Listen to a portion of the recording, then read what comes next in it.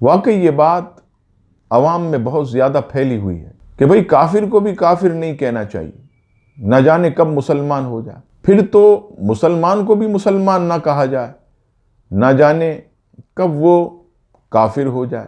اور آپ دیکھتے ہیں کہ آج کل کئی ایسے مسلمان مال و دولت کی لالچ میں، گاڑی اور نوکری کی لالچ میں، بیرون ملک جانے کی لالچ میں اپنے آپ کو کافر لکھ دیتے ہیں، اپنے آپ کو فلاں لکھ دیتے ہیں، تو ایمان سے خارج ہو جاتے ہیں۔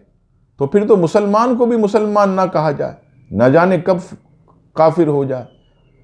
دراصل بات یہ ہے کہ لوگ دین سے دوری کی وجہ سے ایسی باتیں کرتے ہیں، حالانکہ خود رب کریم نے سورہ کافرون میں بت پرستوں کو کافر کہہ کر اپنے رسول کی زبانی ارشاد فرمایا، قل یا ایھا الکافرون، آپ فرما دیجئے اے کافروں۔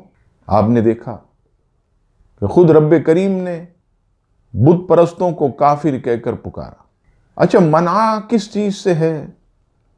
منع اس چیز سے ہے کہ آپ کسی غیر مسلم کو یوں نہ کہیں، اے کافر ادھر آ، اے ہندو ادھر آ، اے یہودی ادھر آ۔